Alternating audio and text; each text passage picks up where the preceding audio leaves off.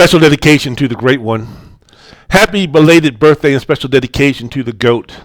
Special dedication to an American icon. Special dedication to the best that there's ever been. Special dedication to the champion. Special dedication to the one and only. Special dedication to the greatest of all time. Special dedication to my musical hero. Special dedication to my musical idol. Special dedication to the man that I want to meet. Special dedication for those who should be learning about his story. Special dedication, a happy 81st birthday to the one and only, the great one, the legendary of soul and music, the one and only Otis Redding. A couple of days ago turned 81, so a happy belated birthday to the man, the greatest of them all, the one and only Otis Redding. This is going to be a special dedication podcast to the one they called Otis Redding. Yes, I'm going to be speaking about what's happening in the world of sports. Yes, I'm going to be speaking about the storylines for the NFL. Yes, I'm going to be speaking about what happened to the Dallas Cowboys, the Tampa Bay Buccaneers, the Buffalo Bills, and the Los Angeles Rams. Yes, I'm going to be speaking about some of the things that went down at UFC 279 this past weekend. Yes, I'm going to be speaking about Scott Frost getting fired. Yes, I'm going to be speaking about the Crimson Tide of Alabama falling from number 1 to number 2 and Georgia replacing them as the number 1 ranked team in the country. Yes, I'm going to be getting into all of those things, but I just want to say this is going to be, as far as the musical theme is concerned, a special dedication to the great one, the one and only, rest in peace, Otis Redding. Wendell's World of Sports, I'm your host, Wendell Wallace. So glad that you could be with us. Thank you so much for watching this YouTube video. If you could do me a favor, as always, if you're liking what you're listening to, and ladies, single ladies between the ages of 42, 47, 48, maybe even 49, if you like what you see, go ahead and subscribe to my YouTube channel, Wendell's World in Sports. You're already on it. Any comments, likes, dislikes, would very much appreciate it. And if you just want to listen to my podcast anywhere where you listen to your favorite audio episode, iTunes, Spotify, iHeart, Amazon, wherever, man, just go to Wendell's World in Sports and do me a favor, as always. If you would like what you're listening to, download, subscribe, rate, review, most importantly, enjoy the most unique, entertaining, thought-provoking sports talk podcast that you can listen to. If you could do that, Lord have mercy, that would be fantastic. Wendell's World in Sports. I'm your host, Wendell Wallace. I'm going to be fidgeting with this microphone all podcast long, y'all, just letting you know.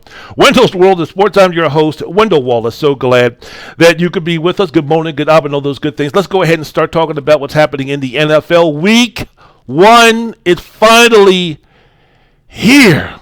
Woo! Lord have mercy. The games count for real. The NFL is here. America's sport is here. The best game that's on the planet is here. Sorry for those who even love the game of football and even my love, basketball. I'm cognizant and aware enough to know that in this country, on this side of the globe, it's all about football, American football, not soccer, but American football.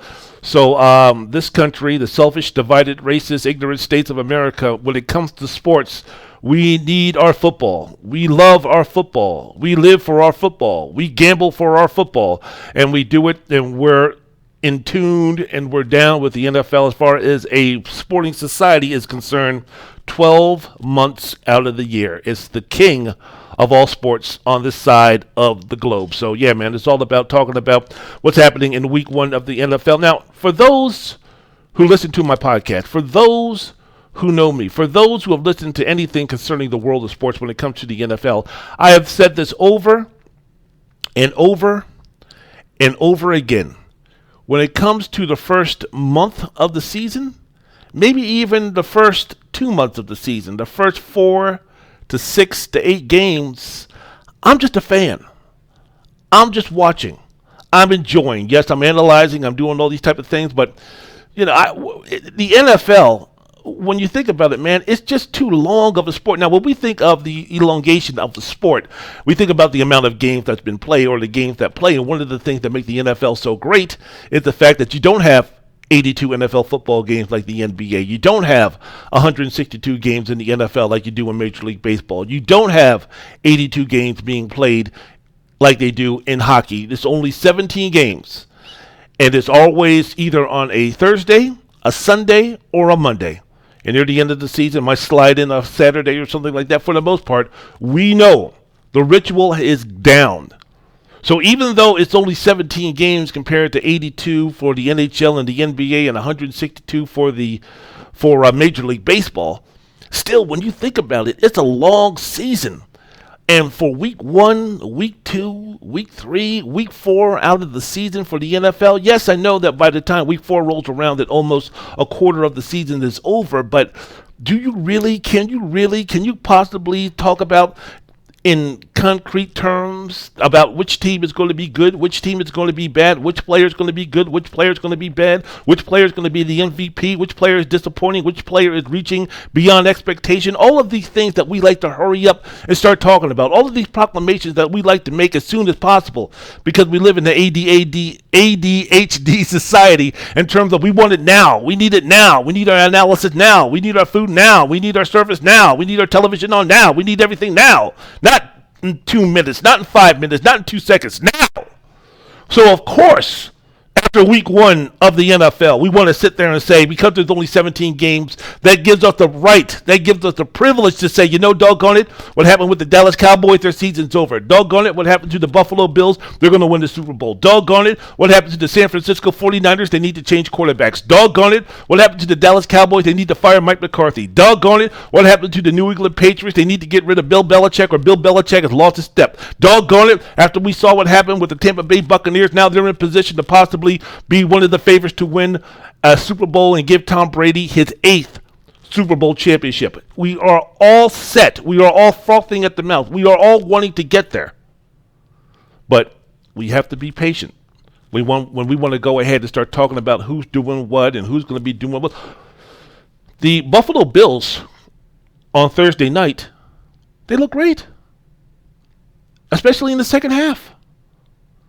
And they look like one of the better teams when everything is all said and done at the end of week 1. Now, I'm recording this on the Monday afternoon before the Monday Night Football game between the Denver Broncos and the Seattle Seahawks. So who knows? Russell Wilson might go out and throw 10 touchdown passes and stick it to his old team. But from everything that we saw as far as the quarterback position is concerned, the two guys that really lit it up and really stood head and shoulders above every other quarterback that played on Thursday, Sunday, or Monday was Josh Allen and Patrick Mahomes. Now, Patrick Mahomes over time has shown that we can pretty much say that Patrick Mahomes is going to live up to expectations in terms of being one of the best quarterbacks in the game, one of the best players in the game, one of the most impactful players in the game, all this type of stuff. And based on the resume and the past experiences and the past achievements of Josh Allen, we can also say that. But when we're starting to formulate these takes and we're starting to put in these opinions together to talk about who's going to be the MVP and who's going to be doing this, who's going to be doing that, after week 1, no, I don't know what to talk about, y'all. I could sit here and talk about Joe Burrow throwing 15 interceptions against the Pittsburgh Steelers and both kickers for each team missing about 18 field goal attempts, 19 of them to win a football game. I could be talking about the tie between Houston and, oh my goodness, who did they play? Was it Indianapolis? The debut for head coach, Houston Texans head coach, the Black St. Nick, the Black Santa Claus, Lovie Smith, if you take a look at that beard. I could take a look and start saying doom and gloom for the New England Patriots after that performance they gave against the Miami Dolphins and losing 20-7. I could talk about the Philadelphia Eagles being the favorites to win the NFC East after their performance. I could talk about maybe the possible turnaround after the comeback that Carson Wentz had against the Jacksonville Jaguars. I can talk about the disappointment of a Trey Lance. I could talk about the disappointment of a Trevor Lawrence, who I thought would be further along in terms of what he put on the floor or what he put on the field the first week of his second season, the first game with him being coached by Doug Peterson. I could do all that type of stuff and then kind of project that to 15 games, 16 games, 17 games. But in the NFL, as we know, man, if we want to really start getting down and start talking about who's going to be doing what, who's going to be doing how, who's going to be doing where, who's going to be doing when, it takes a lot longer than 1 week.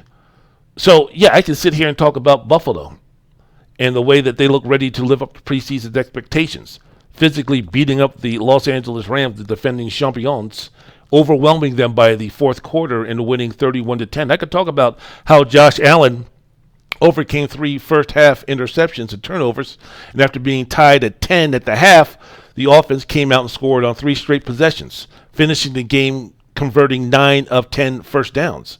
I can talk about the way Josh Allen competed, not only in terms of him rushing the football, the dual threat, the Ben Roethlisberger of this generation 2.0, completing 26 of 33 passes for 297 yards and 3 touchdowns. I can do all that type of stuff. But man, I'm not ready to all of a sudden now start talking about Josh Allen at the MVP. I know it's cool, I know it's wonderful, but give us some time, man. Let the season marinate. Enjoy the season, man. Let's stop hurrying it up and trying to get to week 8 or week 10 or week 12 so we can start playing the I gotcha game, or I was the first one on the bandwagon game, or I saw that before anybody else game. Man, let's just take it one glorious Sunday at a time. One glorious Thursday night at a time, unless Jacksonville or the New York Giants are playing. One glorious Monday night at a time, man. Let's just sit back and let's just be a fan. I mean, I know folks have their parlays. I know folks have their fantasy leagues. I know folks have their overs and unders and such like that, but man, let's just sit back and enjoy the football season, shall we? Wendell's World in Sports. I'm your host, Wendell Wallace. So glad that you could be with us. So going back to that Thursday night game, the beginning game of the season, in which the Buffalo Bills beat the Los Angeles Rams 31-10. One of the things that I think in this era of quarterbacks and how much emphasis is put on the importance of a quarterback and the responsibilities that the quarterbacks have in having a team win or lose, being the barometer in terms of the importance of an NFL team being successful or not, more than anything else, and the decretion of that role of the running back. I still say no matter who you are in terms of the team and a quarterback, that goes from Josh Allen to Patrick Mahomes to Russell Wilson to Aaron Rodgers to Tom Brady to all of these guys, to the upper elite of the NFL in terms of quarterback is concerned, no matter how much responsibilities you give them. It takes a balanced offense for real for an offense, for a football team on the offensive side of the football to really become dangerous. Now, what is your definition of a balanced offense? I think the closer that you can get to 50-50, I think the better the chances that you get. I don't care, again, who the quarterback is. Now, if you're the Kansas City football team and you have a team like, or you have a quarterback like Patrick Mahomes, yeah, the temptation is there for having Patrick Mahomes to throw it all over the field. Hell, we've all played Madden. We've all had that quarterback that we've put together. We've all had that quarterback in terms of the 99s as far as the ratings are concerned, that we want to throw the ball all over the field and not worry too much about the running game. But in the real sport of the NFL, we're talking about having that balanced offense, winning football games. And most of the time, when you take a look at a winner or a loser, and you're taking a look at the teams that are putting up high numbers as far as points on the board by the end of the game, and you take a look at the statistics, one of the things that you have to see is how many times did they pass the ball compared to how many times did they run the ball. And when you take a look at this game on Thursday night between the Bills and between the Rams, and you saw the way the Rams pulled ahead, while Von Miller was a killer on defense, while the Bills defense held the Rams to 3 of 15 on third down conversions, sacked Matthew Stafford 7 times, Von Miller having 2 of them, Stafford never really finding some type of comfort in the pocket. But go back to the offense. Go back to the offenses and take a look at the balances. Out of the 413 total yards that Buffalo had on 58 plays and 10 drives and averaging 7 yards per game, per play, they threw the ball 31 times. They ran the ball 25 times. That's balanced, Josh Allen. And you take a look at the Los Angeles Rams in defeat, they threw the ball 41 times for only 240 yards and ran the ball 18 times for only 52 yards. Buffalo looks good. Buffalo, week 1, looks strong. The Rams, defending champions, as Jalen Ramsey said, yeah, we got our ass kicked on Thursday night, but we'll be all right. We'll be fine. And when you're speaking about champions like the Los Angeles Rams, Sean McVay and such, I tend to believe them. What's the definition of will be all right? If they're still going to be contenders for the NFC Championship, I believe in that. Are they favorites to win the Super Bowl? Who knows, man? It's week 1. But some of the things that I saw on Thursday night that were alarming, Stafford and the receiving corps, they need to get some time together. Because you could tell that the Rams were missing Robert Woods, who was out with an ACL injury, and OBJ, who injured and tore his ACL in the Super Bowl. Because Cooper Kupp, on 15 targets, caught 13 passes for 128 yards. Tyler Higbee then caught 5 passes for 39 yards on 11 attempts. And then after that, it was, where's everybody else as far as the receiving corps for the Los Angeles Rams? You take away Cooper Kupp on that team, all of a sudden they resemble the Dallas Cowboys in terms of talent and depth as far as the wide receivers go for the Rams. No other receiver for Los Angeles had 30 yards receiving. The longest play of the game as far as passing yards were concerned for the Rams was 12 yards, and that was by Allen Robinson Jr., who caught only one pass for 12 yards.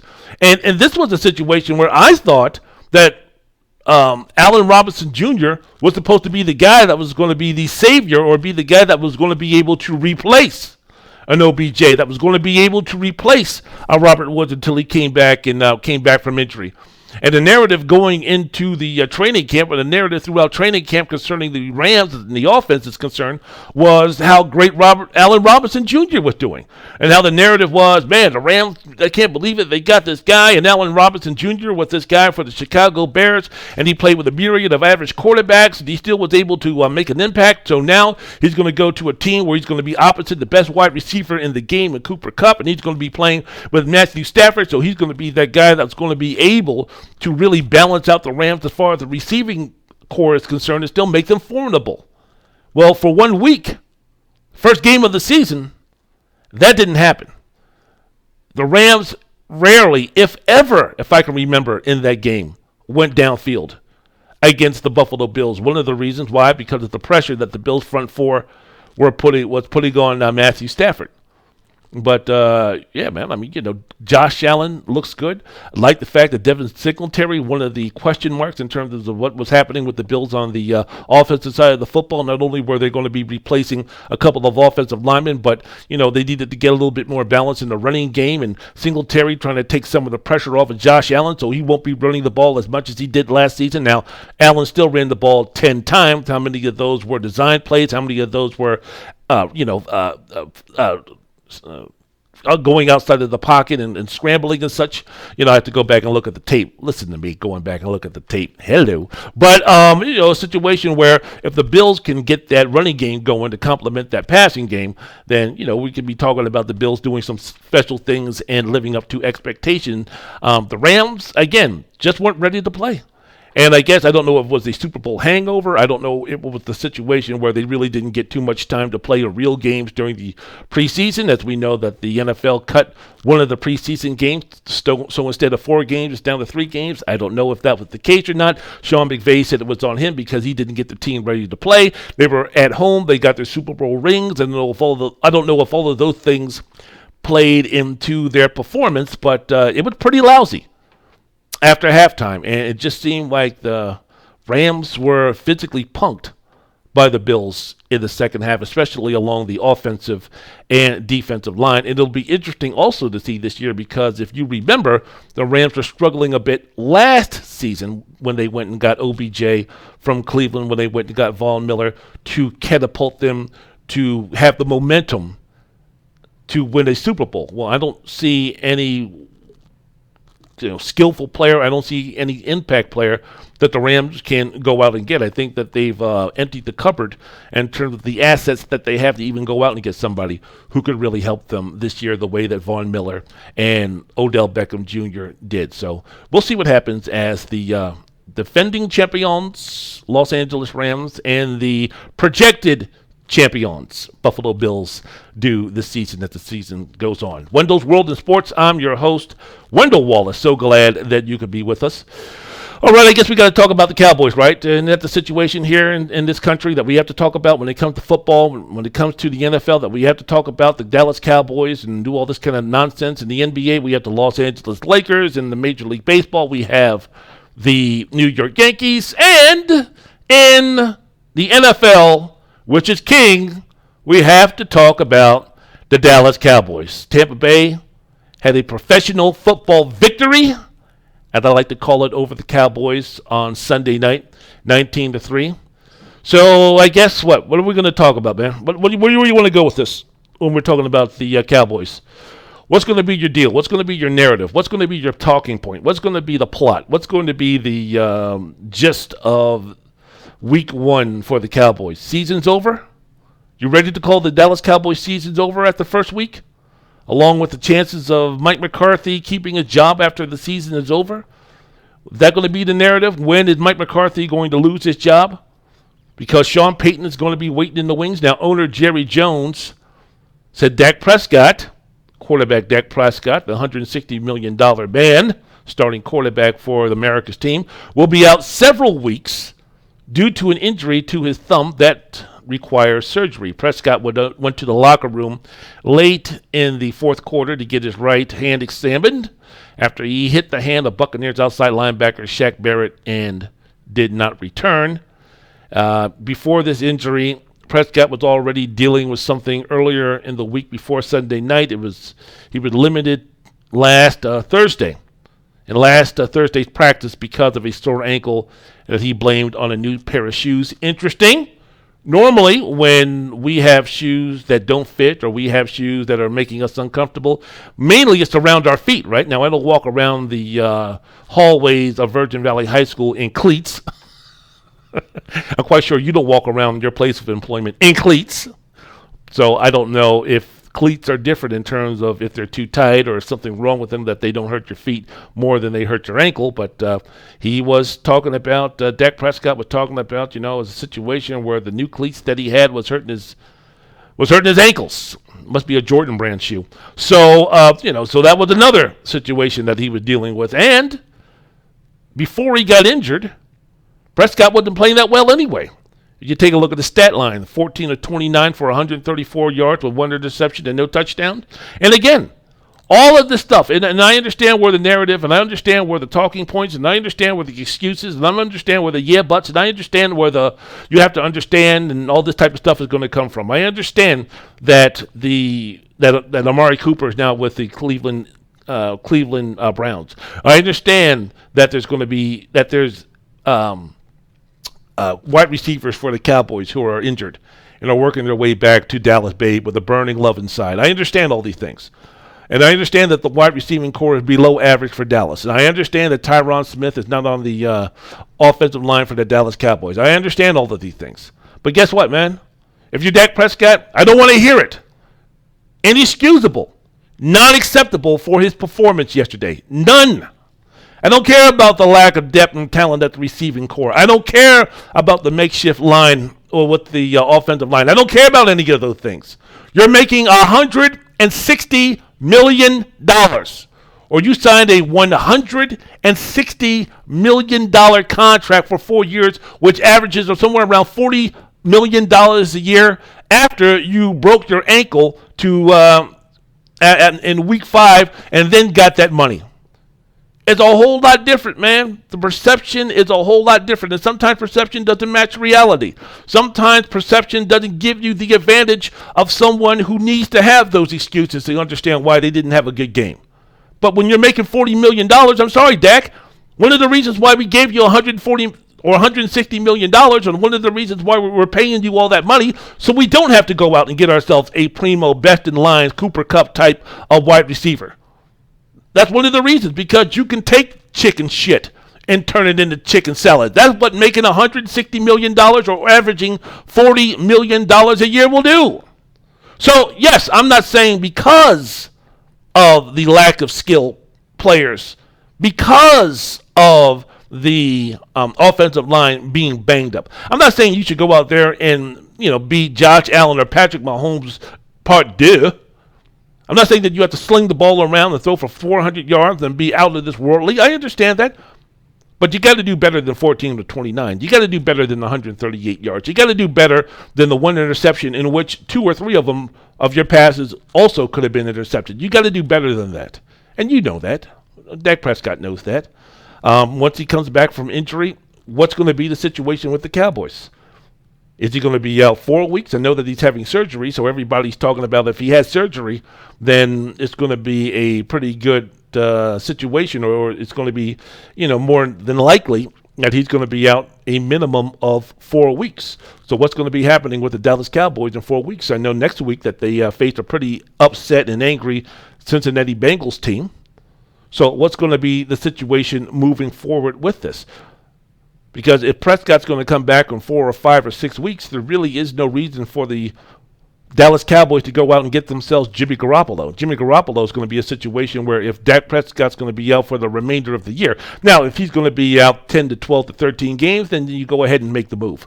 But then again, you're faced with the situation. If you go ahead and try to salvage this season by bringing in Jimmy Garoppolo and he plays well, then that's going to be creating some quarterback controversy, correct? Because the last time we saw of Dak Prescott, if he's going to be missing a large amount of time because of this injury, the last vision, the last thoughts, the last remembrance we have of Dak Prescott on the football field is going 14 of 29 for 134 yards and looking absolutely lousy against the Tampa Bay Buccaneers. So if you would go out and get yourself a Jimmy Garoppolo hoping to save the day and he does well, that creates some type of controversy. That creates some nonsense that I don't think that Dak Prescott, Jerry Jones, Stephen Jones, Mike McCarthy, or anybody else, Kellen Moore, the offensive coordinator, would be interested in. So how much are you looking to, quote-unquote, save the season depending upon how much time Dak Prescott is going to miss to come back to, well, Dak Prescott is ready right now, but if Jimmy Garoppolo is playing well and the Dallas Cowboys are winning, what are you going to do with a man who's going to be worth over $40 million per year that you're paying that amount of money with a $160 million contract coming over the next 4 years? What are you going to do with the guy? So there's situations where they might go ahead and get Mason Rudolph. And due to the assets that the Cowboys have, that's more of a realistic goal. If Prescott's going to miss any amount of time, 4, 6, 8 games, because of the assets that they can use to get a quarterback, then most of the experts are saying you go out and get yourself you go out and get yourself Mason Rudolph. I mean, Mason Rudolph is going to appease Dak Prescott because Mason Rudolph is not a starting quarterback in the NFL, so Dak Prescott doesn't have to worry about Mason Rudolph taking his job. But if that's the case, if you're Mike McCarthy and you're bringing Mason Rudolph, and let's just say, for instance, best case scenario, glass half full, that the injury to Prescott is going to allow him to be out only 4 weeks, then what are you looking from a Mason Rudolph? You're looking for him to go 2-2? You're looking for him to go 1-3? What exactly are you looking for Mason Rudolph? It would have been nice in the game against the Buccaneers, the way that the Buccaneers secondary was doing their thing, that Ezekiel Elliott, a guy who's also being paid one of the top tier, like one of the top tier running backs in the NFL, it would have been nice to see him get more than 10 rushing attempts for 52 yards. It would have been nice to see him kind of tote the rock a little bit. This was a situation where the defense for Dallas was playing well enough to win a bend but don't break type of situation in the game, to where between the 20s and the 20s that they were doing fine in terms of the Tampa Bay was doing fine in terms of driving down the field, but once they got inside the scoring opportunity zone, the red zone, that they were settling for field goals and not touchdowns, which allowed Dallas to stay in the game. It would have been nice to see what they could have done to establish, speaking of Dallas, to establish more of a running game, to get that going, and then maybe go off a play action pass and stuff and try to get CeeDee Lamb and others, Dallas Schultz, the tight end and such, a little bit more opportunities to do some things and make an impact in the game. But, Dallas on offense is limited. They're undisciplined. And it showed. The team that was the league leader in penalties, averaging 7 a game last season, they committed 10 penalties for 73 yards. Travis Steele, just all by himself, committed about 4 or 5 of them. If he wasn't jumping offside, if he wasn't false starting, he was holding. So that was a situation. The Cowboys on offense, as I mentioned before, went 3 of 15 on third down, and Elliott ran the ball only 10 times for 52 yards. Dallas threw the ball 42 times, ran it 18 times in a game that they were in. Meanwhile, Tampa Bay, showing balance, ran the ball 33 times for 152 yards, threw the ball 27 times, Brady threw the ball 27 times, 18 of them completions for 212 yards. Brady, even at the age of 45, even with his experience, even with the years that he played, I mean, when you miss the amount of time of training camp that Brady had, that Brady missed while he was taking care of family business, he comes back and he has to shake a little bit of the rust off. Looked rusty, didn't look like the Tampa Tom of last season. But still, I mean, it was a good enough performance for Tampa Bay, Todd Bowles, Byron Leftwich, and the Buccaneers to get the job done and to send Mike McCarthy and Jerry Jones and the Dallas Cowboys organization into early turmoil. Wendell's World in Sports. I'm your host, Wendell Wallace. So glad that you could be with us. Special dedication and happy birthday, belated birthday to the greatest of them all, Otis Redding, speaking about what's happening in Week 1 of the NFL. Look, I'm not going to get into the situation in terms of Week 1. I just want to go ahead and start talking about some of the storylines that are going to be prevalent this season. If you're speaking about, if this is going to be the last season for Tom Brady. Again, 45 years old, playing in his 23rd season. Not only is love going to get you, but also Father Time's going to get you. Now, unlike any other player in professional sports history over in this country, the Father Time is going to have to wait a little bit longer to claim his next victim, because most athletes, when you're speaking about baseball, football, basketball, hockey, boxing, mixed martial arts, and such, they're already long gone by then. But Brady is still doing the thing. But ultimately, inevitably, Father Time is going to win. And you know what's going to be interesting? When it does happen, when Brady hits that wall, when Brady starts to decline, man, it's going to be swift. And that's what happens when you're talking about a game as physical as football. Normally, we see that it happen in fighting, right? We see it either happening in boxing or we see it happening in MMA, right? We see a guy who comes in that's a champion and he's looking great and he defended his title multiple times and he loses the fight to a younger guy or to a guy whose time has come. And our initial thought is, well, he lost. It's the first time that he's lost for a while. He'll go back and get the championship. No big deal. And it never happens. And these perceived dynasties or these perceived eras of greatness, really, when you speak about the MMA, if you're speaking about Shogun Rua, if you're speaking about Lyoto Machida, if you're speaking about BJ Penn, if you're speaking about these type of guys, if you're speaking about Stipe Miocic, if you're speaking about all of these guys who you thought, Anderson Silva being the best example, these guys who you never saw it coming. You didn't see BJ Penn losing to Frankie Edgar. You didn't see Anderson Silva losing to Chris Weidman not once but twice. You didn't see it coming. You didn't see Lyoto Machida being knocked out by Shogun Rua. You didn't see it. But it happens. You didn't see Renan Barão getting his ass whooped and his jaw broke by TJ Dillashaw. You didn't see it coming. Same thing when you're speaking about boxing. Same thing when you're speaking about violent physical sports. And when you're Tom Brady, despite all of the rule changes from the NFL to protect a quarterback and how much stretching he does and how much of a perfectionist he is as far as his diet and his lifestyle and all these type of things, man, when you're 45 years old, you're 45 years old. So it's going to be a situation where we're not going to see it. If Tom Brady falls off a cliff, if Tom Brady does what Brett Favre did when he played his last year with the Minnesota Vikings after the year before having a fabulous season and taking the Vikings to the cusp of a Super Bowl championship before he threw a back-breaking interception in the NFC Championship game against the New Orleans Saints after they battered and bruised him around for the entire game.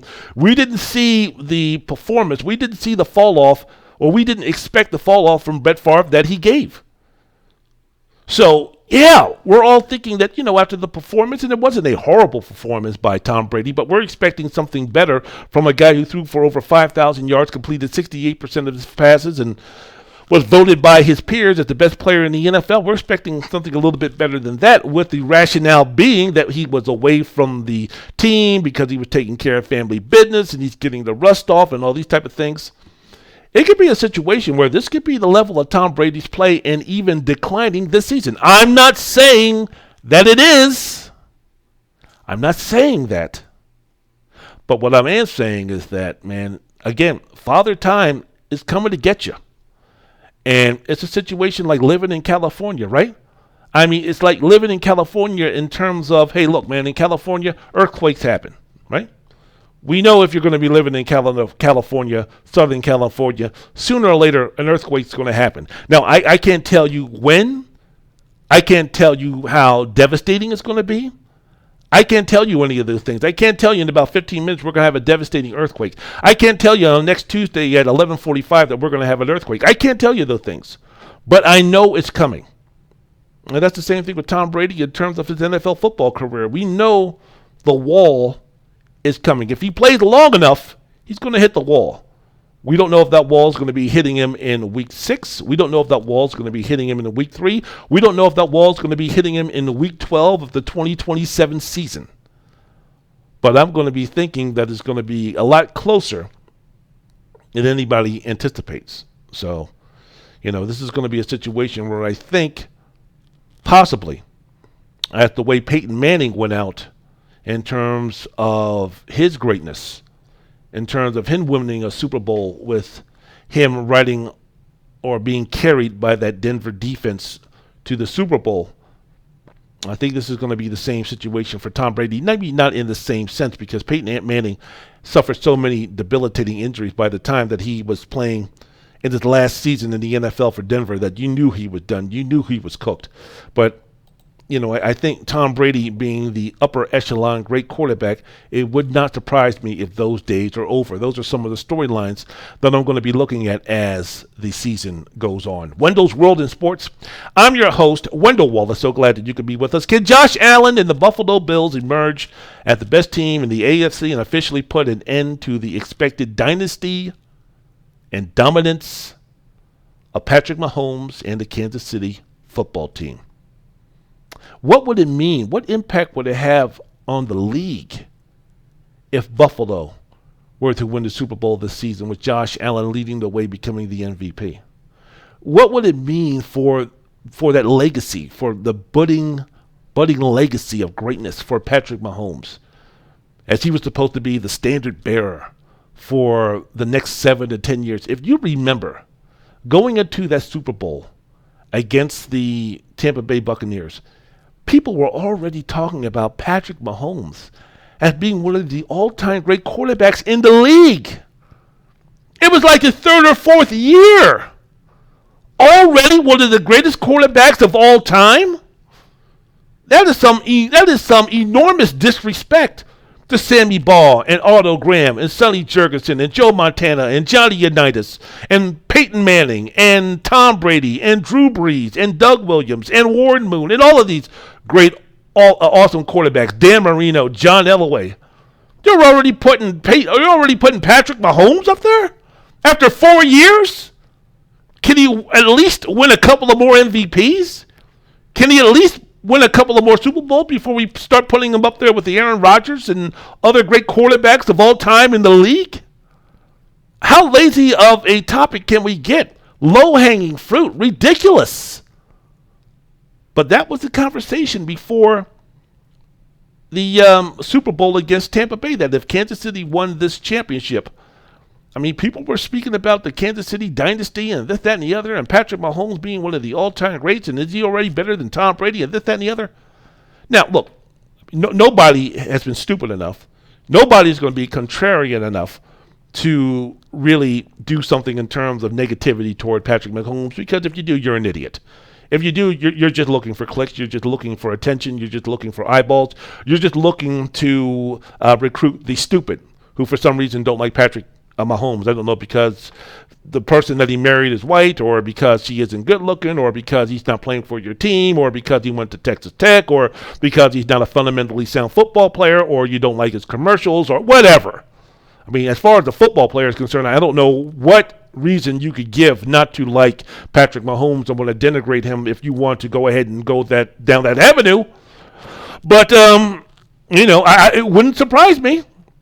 No matter how great Patrick Mahomes plays, if it's true that the Buffalo Bills are the best team in the AFC and they're the one that's going to be winning the Super Bowl or representing the AFC in the championship, and Josh Allen is going to be that guy to win himself that MVP and be the man, of the Buffalo Bills that are going to be reaching those heights. I'm quite sure the conversation is going to be what in the hell happened to Patrick Mahomes and the Kansas City football team. And then they're going to be speaking about, well, did the Super Bowl against the Tampa Bay Buccaneers, did that mess up Patrick Mahomes, the Kansas City organization, to the point where they're doing this and they're doing that, or it stopped the budding dynasty and dominance and Patrick Mahomes being that guy? Because now all of a sudden, when you reach a certain level, and Josh Allen's going to find this out. Look, man, for Josh Allen, it's either going to be win the Super Bowl and be the MVP and doing it, or else it's going to be a disappointing season.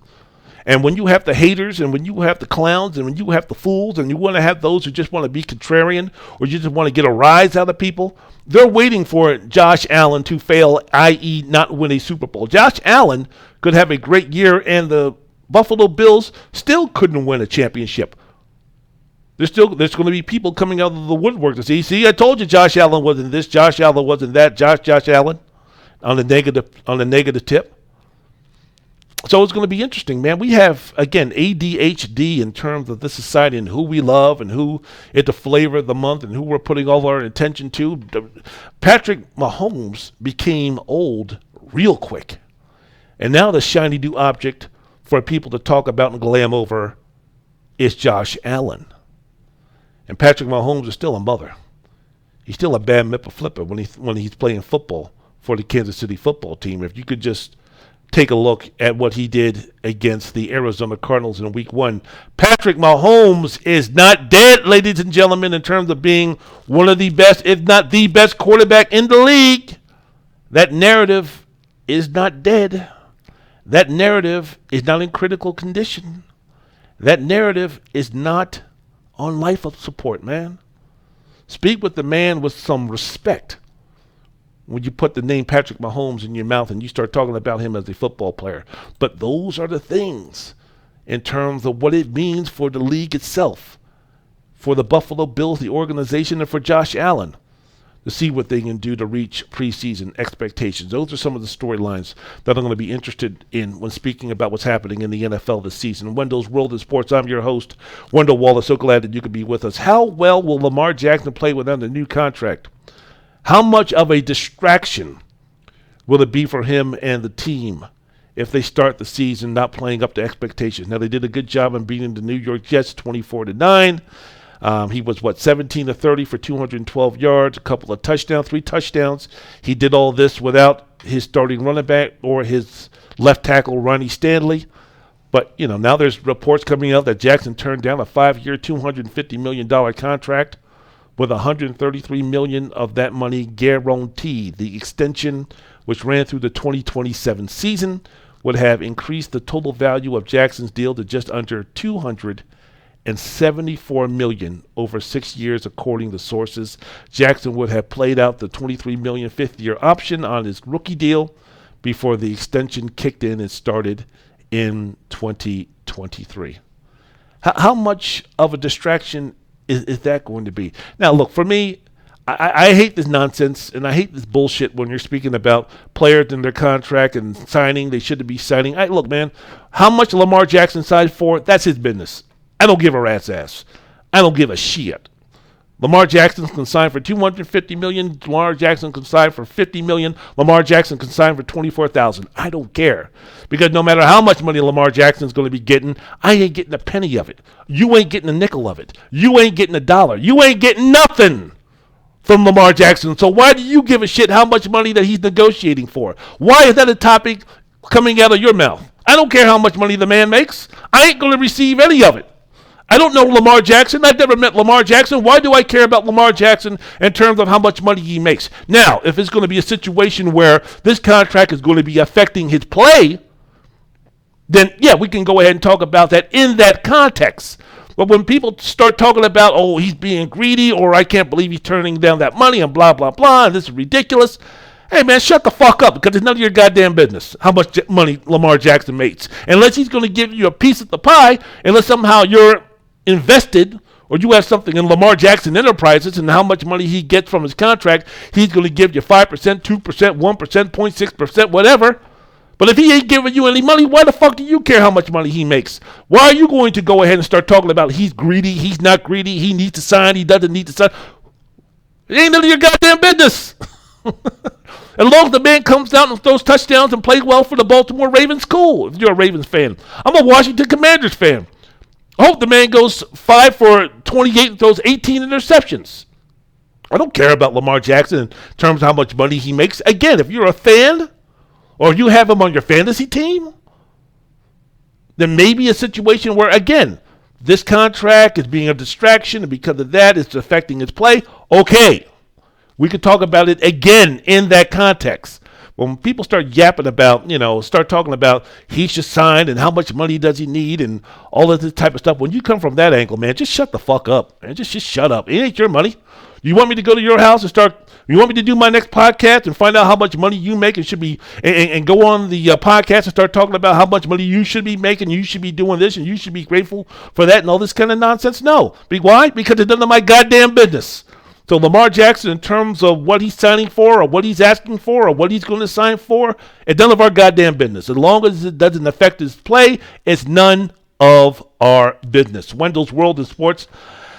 I'm your host, Wendell Wallace. So glad to you. Could you imagine, man? Could you imagine if your salary was part of public consumption in terms of debate is concerned?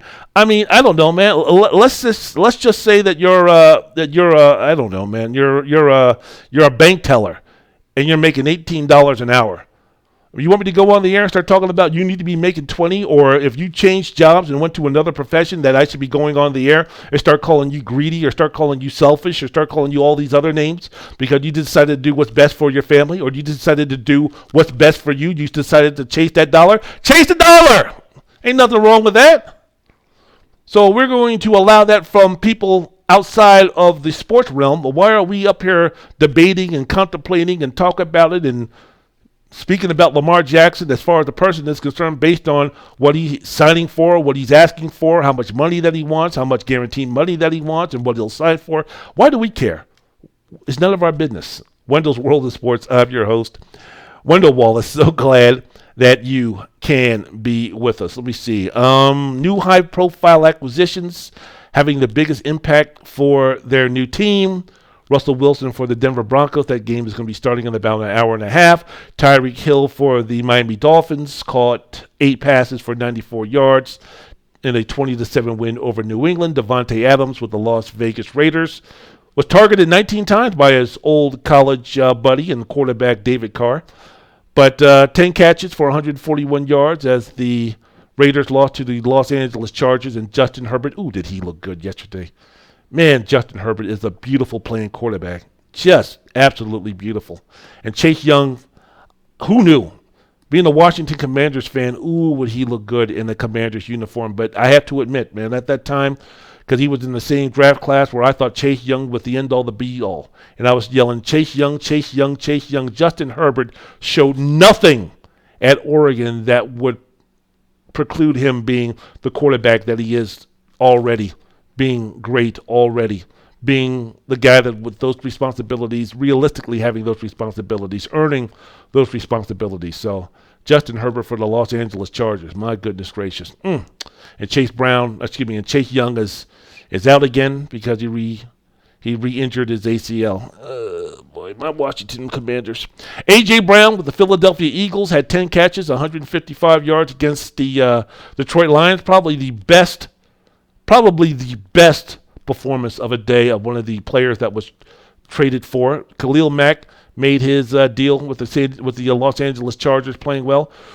Who's going to be the greatest challenge for the Los Angeles Rams in the NFC? If you take a look at the Tampa Bay Buccaneers, their offensive line has suffered impactful injuries. Green Bay Packers lost one of the best wide receivers in the game. New Orleans has the defense that can challenge, but do they have enough on offense with Jameis Winston at quarterback and without Sean Payton as their coach? Now, Winston had a good game against the Atlanta Falcons on the road, but we are talking about the Atlanta Falcons. And the San Francisco and Philadelphia, the 49ers and the Philadelphia Eagles, do they have the right quarterback in place to be serious contenders for the conference championships if you're speaking about Trey Lance for San Francisco, and you're speaking about Jalen Hurts for the Eagles. So we'll see. All of those things we'll see. But, yeah, man, the NFL football, it's a marathon, baby, not a sprint. It's a short marathon.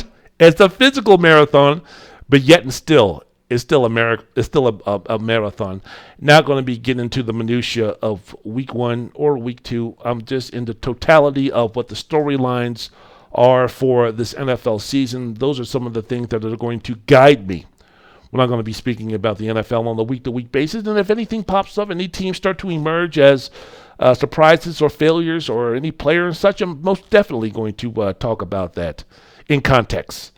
But week 1, it's almost like the preseason, y'all. Week 1 is here. Fabulous. Wonderful. The NFL is back. Be a fan. Be a fan. And enjoy. See the teaser, nothing but a teaser. The teaser, nothing but a teaser now. Give me a hard time on everything I do, y'all. Got to read, but finding my way out, y'all.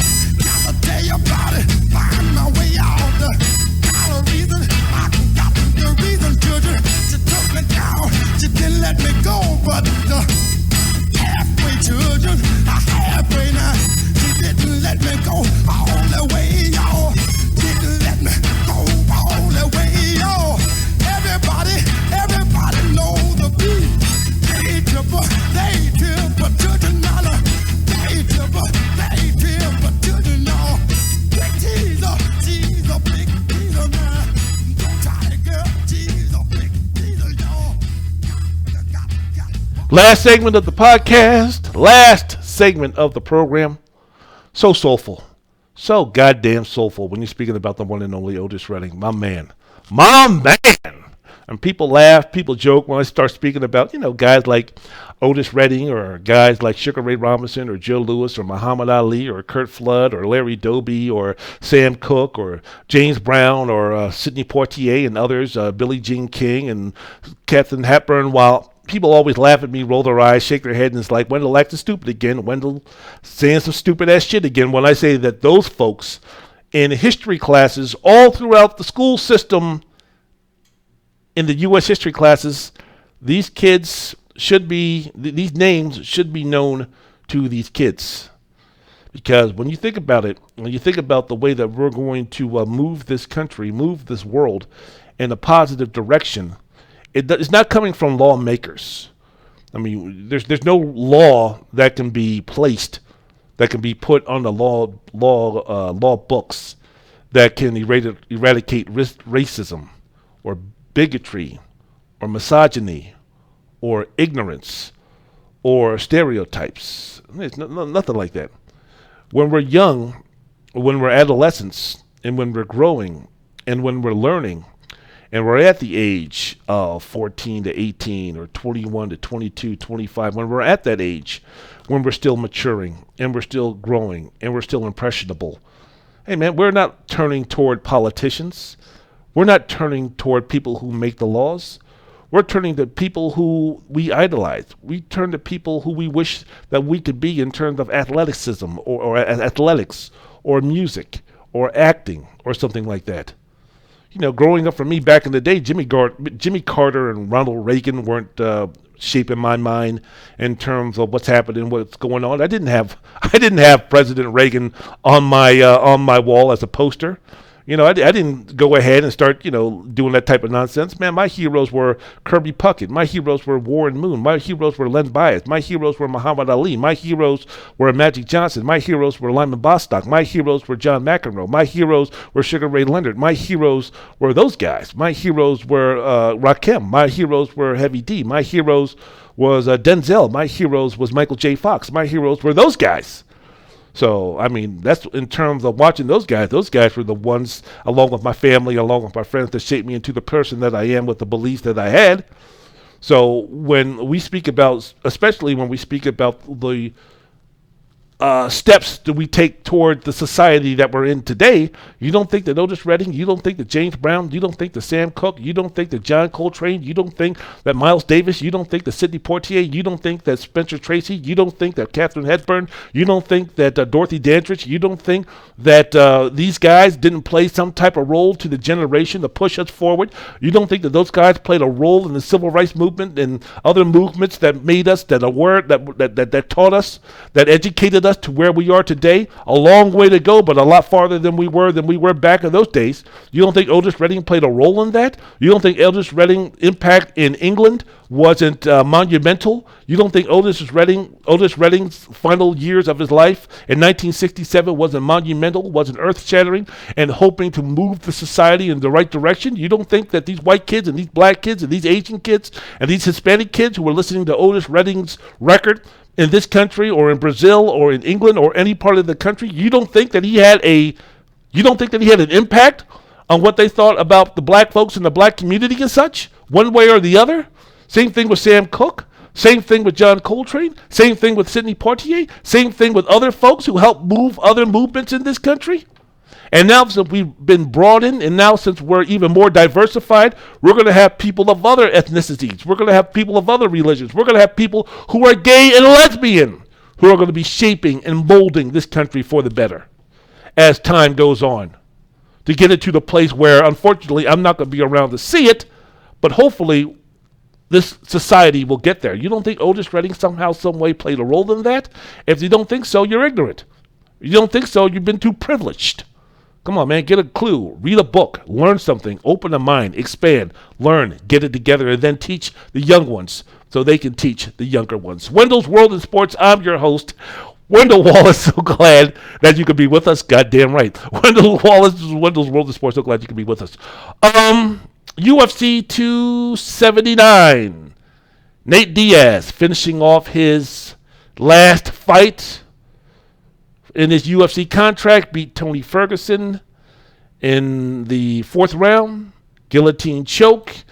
I don't know exactly what it means. 252 of the 4th round in the main event. Ferguson looked for a takedown.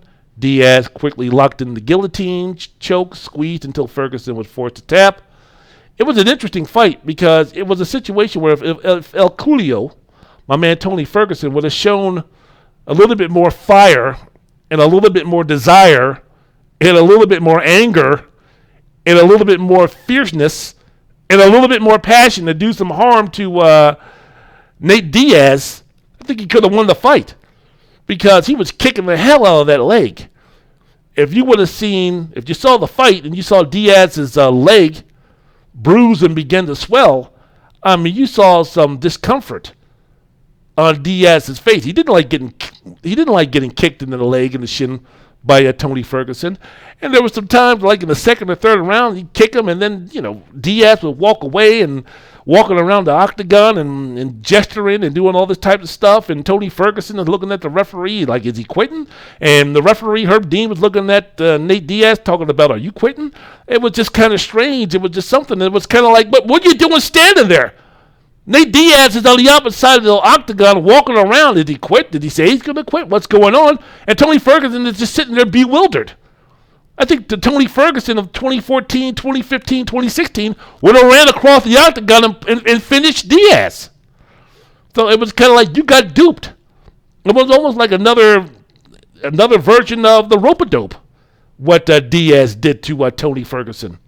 It's like, is he quitting? What's going on here? He just kind of walked around and walked back and forth and then gestured to the crowd and then gestured to Joe Rogan, and Ferguson and Dean are sitting there talking about, what the hell is he talking about? What the hell's going on here? Should have ran over there until he taps or said, no mas, no more. I mean, Sugar Ray Leonard didn't do that with Roberto Duran when Duran gave up because of cramps. Yeah. So it's like, what the hell was going on? But he got duped. He got conned. So, despite taking heavy damage in the legs, Diaz continued to stalk Ferguson, throw combinations, hard left hands, and then wore him down and finished him off. When I take a look at this fight between these two, would have been much better if they would have fought in 2015-16. I mean, this is something in 2022. It was two guys way past their primes, almost on the verge of embarrassing, of how below high level that fight was for a main event. And let's be for real. I mean, I know there's some circumstances and some situations that got it to where Tony Ferguson and Nate Diaz were fighting in the main event, but that was not a main event fight. Dana White talking about that's the fight that everybody wanted to see. Yeah, the fight that everybody wanted to see 6 or 7 years ago. I don't want to see that now. So, I mean, both were basically supposed to be served as dinner and dessert for two fighters who were supposed to get a bump in acknowledgement and prestige and beating up and dominating names that non-MMA fans are familiar with. I mean, just take a look. Diaz is 37 years old. He came in having lost 3 of his last 4 fights. He's only had 1 victory since 2016. If you take a look at Tony Ferguson, this was his 5th straight loss. 3rd time he's been finished in the stretch. That's the fight that everybody wants to see in 2022. I have no idea what the UFC is going to do with Ferguson, but if I were them, man, I'd be like, Tony, please, man, you got to give it up. In his last 5 fights, Justin Gaethje beat the hell out of him for 5 rounds before TKO'ing him in the 5th round. Ferguson lost to Charles Oliveira in UFC 256 after being dominated on the ground for most of the fight. He lost a unanimous decision at UFC 262 after being controlled on the ground for the majority of the match. Then, if you remember that fight at UFC 274 against Michael Chandler, Chandler damn near kicked his jaw and his head off in one of the more vicious knockouts, man. And Ferguson, who's always been willing to take a punch, to connect on a punch. I mean, for a guy who's 38 years old and has lost 5 fights in a row and has been knocked out and been dominated the way that he's been dominated, I don't know exactly where you go after Tony Ferguson moving forward. And as far as Nate Diaz is concerned, this is his last fight of his contract, and he was making vague, confusing comments on what he wanted to do next. Talking about he wants to plan to take over other sports. Talking about Conor McGregor didn't know how to do it. None of these MMA fighters know how to do it. I'm going to go out there. I'm going to take over another profession and become the best at that. And then I'm going to come right the fuck back here and win another motherfucking UFC title. Or get a motherfucking UFC title. What are you talking about, Nate? What are you talking about? What are you talking about? Conor McGregor didn't know how to do it. I have no idea what Nate Diaz is talking about. He's very interested in boxing. Jake Paul, the two have repeatedly called each other out on social media, but because Diaz was working for the UFC, that always prevented him from making the real money by those two fighting together. But how is fighting Jake Paul going to take over a sport? That doesn't make any sense. You fight Teofimo Lopez or Errol Spence or Bud Crawford. I forget what Diaz is 170, but you know what I'm talking about. Fight a real fighter. I mean, for me, taking over a sport is going into boxing and winning a championship, a legit championship, a real championship, by beating a real champion in the boxing ring. How is beating Jake Paul, who I don't think you can beat in a boxing match, but how is that going to do anything? I mean, and Conor McGregor couldn't get it done in terms of, you know, making money or doing something with boxing. You're right. He didn't win a boxing match, but that farce of a fight between an MMA fighter and a professional boxer, that's already been done with McGregor and Mayweather Jr. A fight between Jake Paul and Nate Diaz, that's not going to generate the same interest or a financial windfall that McGregor and Mayweather Jr. did. Both of those guys made over $100 million when everything was all said and done from that fight. Diaz and Paul ain't making that amount of money. They're not going to be selling 4 million pay-per-views. I don't know, man. The fighter who really saved the day for Diaz, his future earning potential, he also single-handedly destroyed this card and sent it into complete chaos and then became the new MJF. I'm better than you, and you know it, was Kazma Shayev. The plan was for Shayev to go into the main event, beat the shit and destroy and dominate Diaz in his final fight with the UFC, and then send him away with less of a shine than the next Nate Diaz brand would have had if he would have stayed in the octagon. But when you had Shayev coming in, starting on Thursday, scheduled for the main event against Nate Diaz, he put that in jeopardy when he allegedly threw a front kick at fellow fighter Kevin Holland, who he wound up fighting. That started a brawl, causing White to cancel the news conference. Then on Friday, he came in at 7.5 pounds overweight, so they had to scramble and do some other things. And then he got on the scale, and he was chuckling when his weight was read, and he was defiant and gave the middle finger to the cameras as he walked off the scale. I mean, the entire card, he put the entire card in jeopardy. He could have been canceled because of his failure to make weight. This is the main event we're talking about. But, White, Hunter Campbell, and others pulled it off. But, we're speaking about, people who had made reservations coming to Vegas and bought tickets, and the other fighters, and, the trickle-down effect of what Shamanov did was horrible. You're speaking about now fighters wanting significant pay increases. They had to bring in the Nevada Athletic Commission to approve all these new matches. I mean, it was ridiculous. So, I don't know. It's going to be interesting, though, to see how the UFC, if Shattenbull,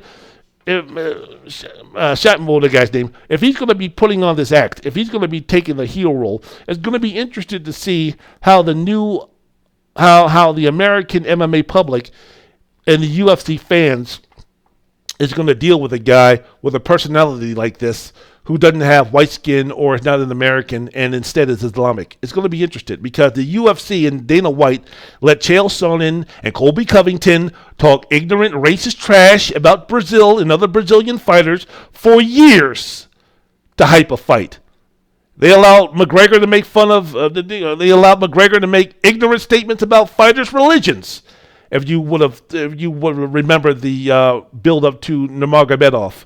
And Dana White's only response was, we're just selling the fight. Hey, I can't control what these guys say, blah, blah, blah. Now, of course, the main thing is that those guys were professional in terms of making weight. And I'm quite sure Dana White is up there talking about, Kuzma can say anything that he fucking wants to as long as he comes in on weight. I mean, that's kind of like the bare bones professional thing to do. So as long as you can do that, you can burn an American flag in the octagon. I don't give a damn. If you want to play a heel, play a heel. If you want to go ahead and insult Americans, insult Americans. But it'll be interesting because when Chael Sonnen and Colby Covington talk trash and racist shit about Brazil and Brazilian fighters, it was he, this is all for the promotion, big deal, this is all to sell a pay-per-view fight. Okay. So when Cosma is going to come in and start talking trash, and, oh, shit, he's not a Christian. Oh, shit, he's not a white guy. He's Islamic. He's a Muslim. Let's see where that goes about that. Wendell's World in Sports. I'm your host, Wendell Wallace. So glad that you could be with us. Real quickly, let me go ahead and get about some college football news. The biggest news coming from this weekend's games is, of course, Nebraska firing head coach Scott Frost. He was fired on Sunday after Nebraska lost to Georgia Southern 45-42 and paid Georgia Southern, I think, $1.6 million to come up there and beat Nebraska, who had been a 3-touchdown favorite. Ugh. So the statement from Vice Chancellor of Athletics, Trev Albert, it read, "Earlier today, I met with Coach Frost and informed him we are making a change in the leadership of our football program effective immediately. Scott has poured his heart and soul into the Nebraska football program, both as a quarterback and head coach, and I appreciate his work and dedication.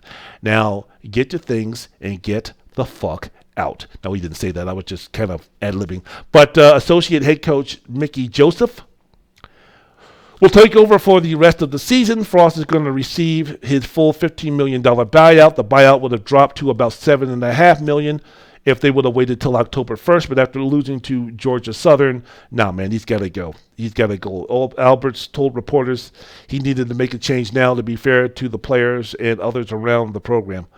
Look, man, in 4+ years at Nebraska, Scott Frost went 16-31. He was 5-22. 5-22 in one-score games since he was hired. No other FBS team has more than 16 one-loss scores or one-score losses in that span. Nebraska last year went 3-9. 7 of those losses were one-score games. Sorry, man. The glass is only half full for so long. So Scott Frost got $15 million. Congratulations on that one. But, the time has come. New change at the top of the rankings. Georgia is the new number 1 team in the country. Started the season number 3, but looked dominant against Oregon opening weekend and beat Sanford and Son, you big dummy, 33-0 on Saturday. Started the season winning by a combined score of 82-3. Here's the situation: idiocy, nonsense policy, not a good. Here's the situation: idiocy, nonsense, violence, not a good policy. Rest in peace, Heavy D. Here's the deal that we're talking about here. Very simple. When you speak about Ohio State, you speak about Alabama, and you speak about Georgia, right? Each one of those teams had a quote-unquote marquee game already this season. Georgia had Oregon. Ohio State had Notre Dame, and Alabama had Texas. Now, the other bullshit, non-ridiculous games just, basically just work the kinks out and blow somebody out and this, that, and the other, and help out the poor of college football. When you're speaking about this week, Ohio State playing Arkansas State, Georgia playing Samford. The week before the Texas game, Alabama starting their season with Utah State. No one cares in terms of that. But in terms of positioning and trying to decide who the best teams are, they're going to go back to that marquee game. And when you take a look at the score and you take a look at the dominance and you take a look at the performance that Alabama had against Texas, that Ohio State had against Notre Dame, and that Georgia had against Oregon, it's pretty easy to see why Georgia is the new number one team in the country. Alabama dropped to the number 2 team in the country and really look far from it in the game against Texas, a game in which I think they would have lost if Quinn Ewers would have been able to play the entire game instead of suffering an injury late in the first quarter. They survived Texas 20-19 on a game-winning 32-yard field goal with 10 seconds remaining. Bryce Young was dominant and great when he had to be for Alabama, finishing the game with 27-39, 214 yards. Touchdown to go along with 38 yards rushing, was by far the most reliable and consistent offensive player for Alabama. Had glass half empty performance, though, with this win. As you speak about the 15 penalties that Alabama had, which is the most by any team coached by Saban at Alabama. When you're speaking about Will Anderson, who's supposed to be, if not the number 1 pick, the first defensive player that's going to be picked in the NFL draft, the defensive representation in New York when they give the Heisman Trophy to any quarterback or wide receiver. But Will Anderson had 3 offside penalties in the first half and committed a late hit penalty in the second half. The Alabama offensive line and running game struggled. Starting running back Jahmyr Gibbs carried the ball only 9 times for 22 yards, missed a blitz pickup that got him benched for most of the game. The young, inexperienced receiving group, which was Jermaine Burton, Trayshawn Holden, and Kobe Prentice, combined to catch 10 passes for 76 yards with a Heisman Trophy winning candidate and the best quarterback in the country as their quarterback.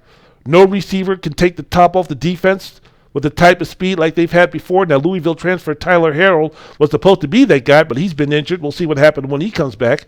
But this is a situation, because Alabama is Alabama and Nick Saban is Nick Saban, that the players that were supposed to replace first-round draft picks like Jaden Waddle and Najee Harris and Jerry Jeudy and Henry Scruggs and Devontae Harris and Brian Robinson and such, the skill players at the wide receiver and running back position, everyone just went on the assumption, because Alabama always brings in these top-tier recruiting classes, that these guys would just slide in and replace the John Mechie's and replace the Jamison Williamson and all those type of things and just pick up where they left off. It doesn't happen that way all the time. So it'll be interesting to see moving forward what happens to Alabama. I want to end with my concern about Marcus Freeman, first Notre Dame coach to start 0-3 after losing his weekend game to Marshall 26-21 at home on Saturday. Now, this is the first loss I feel that is unacceptable and inexcusable.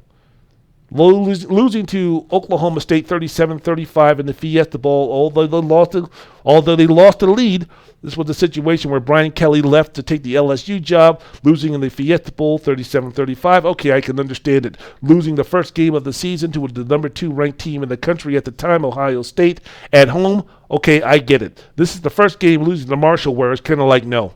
This was supposed to be an easy win. This was supposed to be the get-right win. You're speaking about from Adam Silverstein of CBS Sports.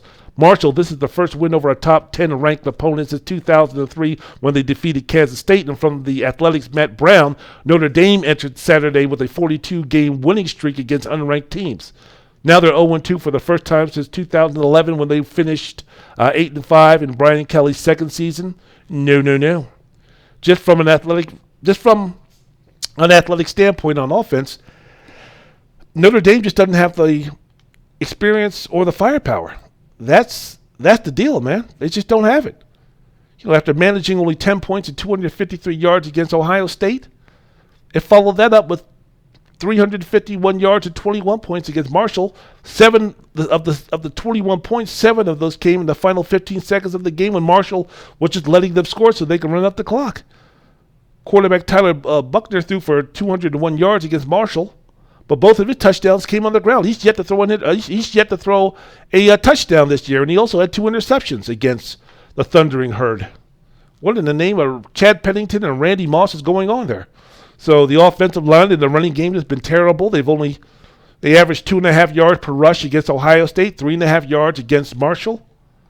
So I'm getting a little bit worried about Marcus Freeman. Now, I'm not saying that he's going to be fired tomorrow. I'm not going to be saying that he's fired for the end of the season. But he's not going to get the Scott Frost treatment.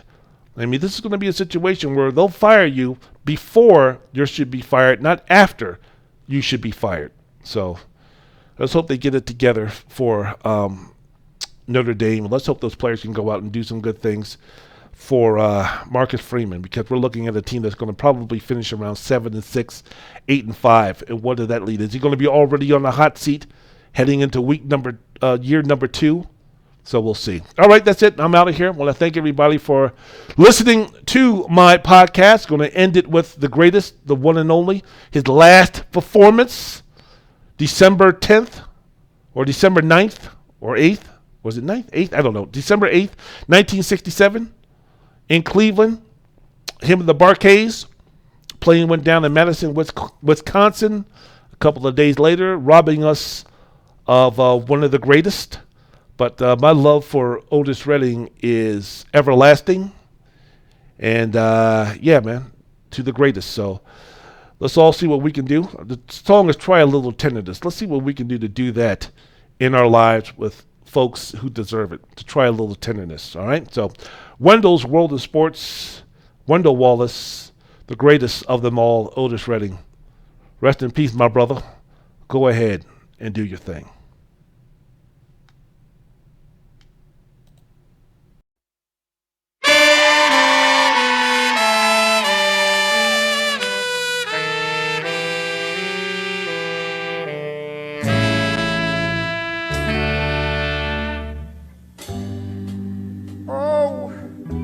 May be weary. Them young girls, they do get wearied wearing that same old miniskirt dress. Yeah. But when she gets weary, you try a little tenderness. Yeah. Oh man,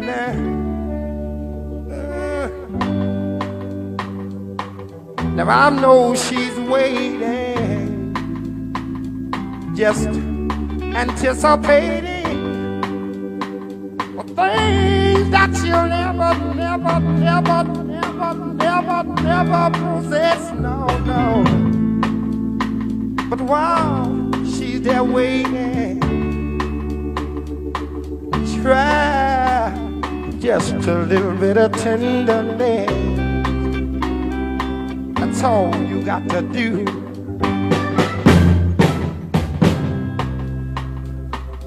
Now it might be a little bit sentimental, no. But she has her grease and care, yeah. But the soft words, they are spoke so gentle, yeah. And it makes it easy to bear. Oh, really, no. Young girls, they don't forget it. Love you,